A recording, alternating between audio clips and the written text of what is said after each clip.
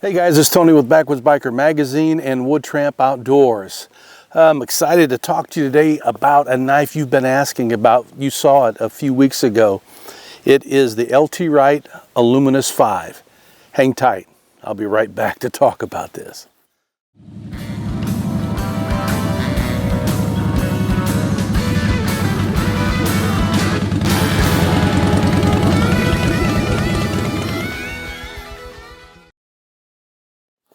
All right guys, welcome back. Let's just do a little back history on this. 2017, we were introduced to LT Wright by several of you that asked for us to get him involved in the 2018 gear review expeditions that we were on.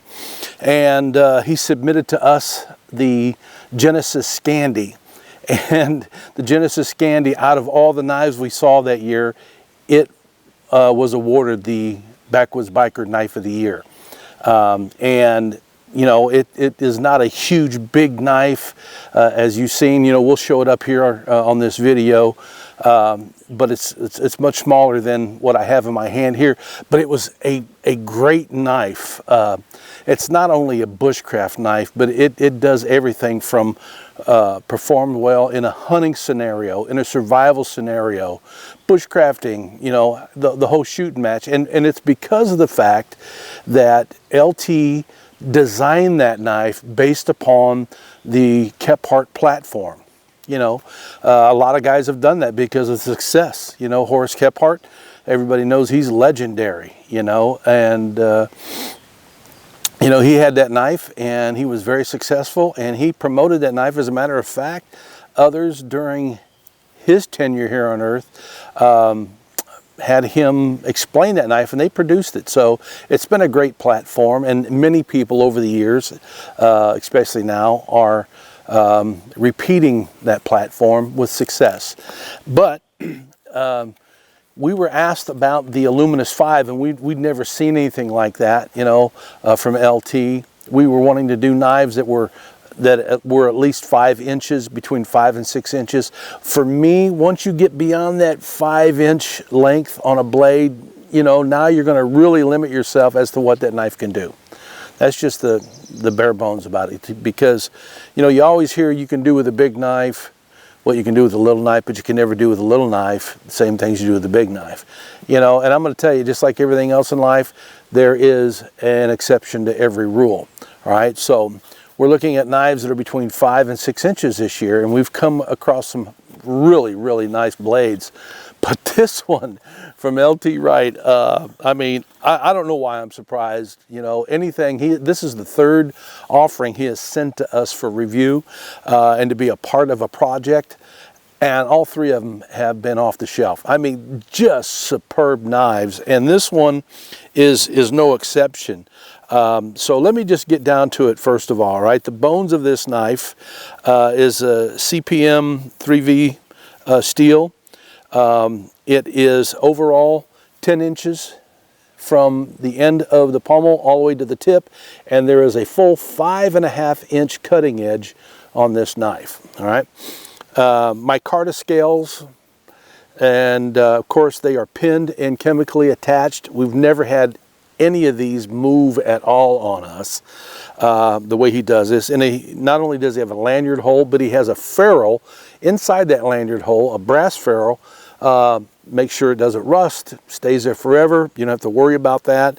And even though the micarta is at the same level as the full tang that comes through, you can still go ahead and pummel with this. You know, you can crush some nuts with this or whatever you might have, you know, berries, whatever. It'll do the job. Micarta's tough, and if you happen to fray micarta, you can take a little sandpaper, sand it down. Now, and I'm going to show you how we treat these knives. These knives have nothing's been done to this knife at all. We don't even have a ferrule rod in the holder yet, you know, just haven't done it. That's how soon, you know, just recently we got this thing. But the blade, the steel itself is superb for this kind of a knife, and as always, every knife, and I was talking to LT, I don't know, just maybe a month ago, right after this knife arrived, And he was explaining to me, I told him, I says, you know, all your knives have the 90-degree spine. And he says, that's because the people that buy from us started suggesting or asking that before we send it to give it a 90-degree sharp spine. So that's exactly what he does now on all of his knives from what I gathered, you know. So this is bigger than the Genesis Scandi, but I can tell you right now, I'm going to enjoy using this knife. It's a little bit thicker steel. Let me see here. It's 5/32, you know, so it's a little bit bigger than the Genesis Scandi. So you're going to be able to be a little more rugged with this. Can you use this for the same purposes as you would a Genesis? I would say yes. You know, you're going to be able to do many bushcrafting skills with this, tasks. You'll be able to hunt with this knife, you'll be able to skin with this knife, you'll be able to build shelters with this knife, and because of the fact it's just a little bit more hefty, you can kind of cross the line that you couldn't, or I wouldn't do with the Genesis Scandi unless I was absolutely in a emergency situation, right?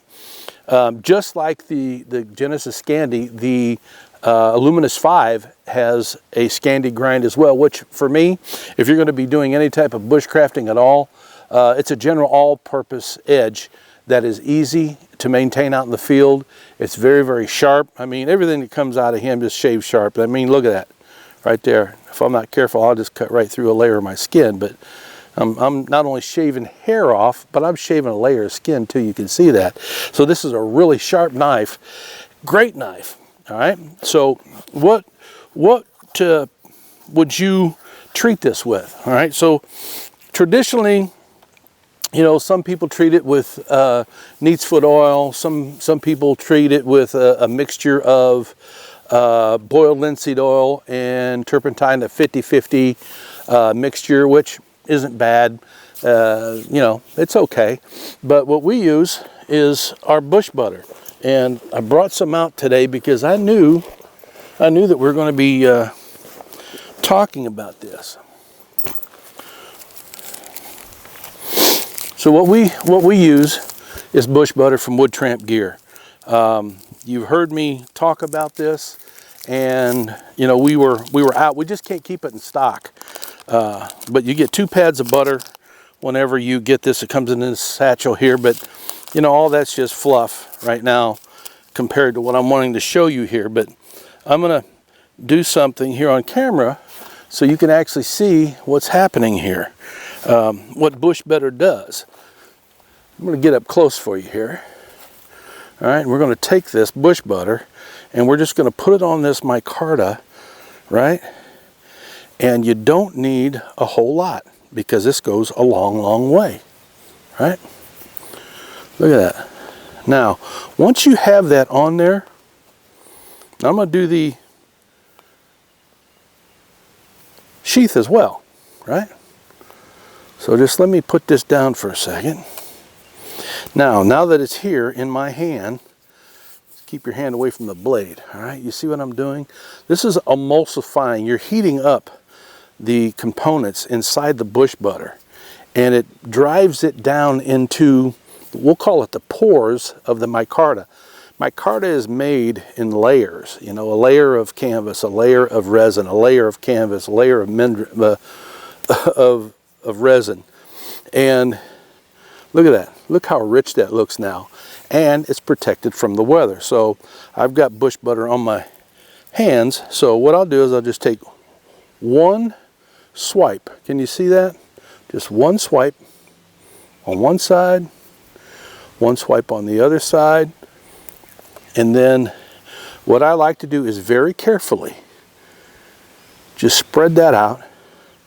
And believe it or not, the friction that this is causing, I'm not holding it tight, but it's spreading that bush butter out. Now that knife is protected, okay?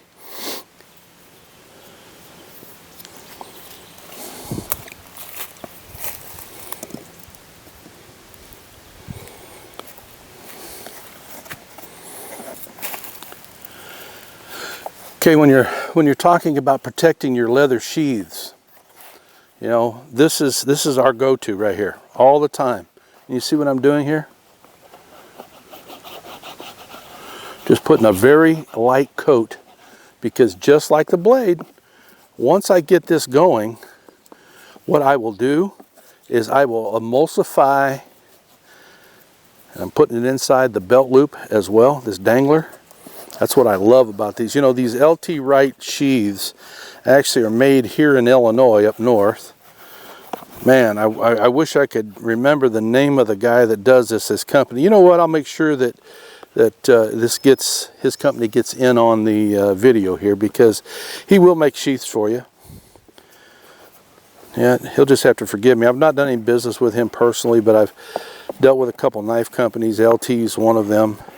But now you're going to watch this transform. Now look, here's what I'm doing too. You see here, I'm going down inside of this, because now every time that you put your knife in there, let it rest, it is going to hit that bush butter on the way in. Okay, now that we got that like that, then I'm just going to do this. I'm going to heat it up with my hands.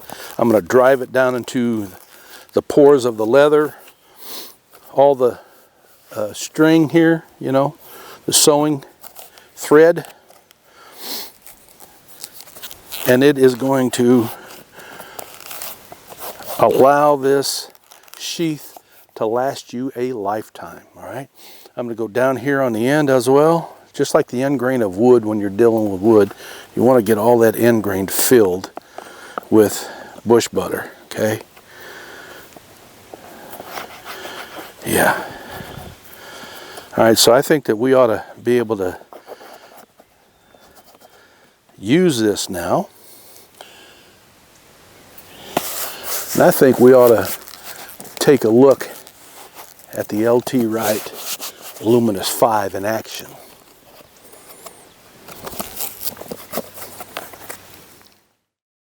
All right, this is a pretty stout piece of wood right here. But I want to show you just how formidable the Illuminous 5 is.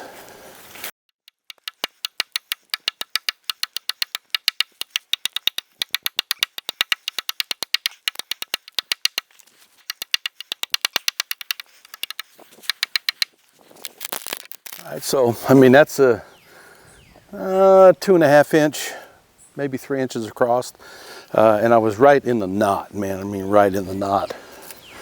So that took me a little bit longer than I was hoping for, but you get the idea. You know, it's not an axe, it's not supposed to be, but it will chop. And as far as bushcrafting, I mean, if you got to make a steak, look at that.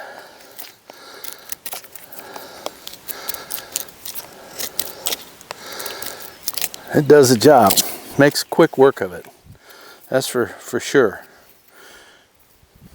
So to me, you know, being able to do more detailed deft tasks with this is just as important as being able to do the big tasks. You know, that's what I was saying. You know, it doesn't matter.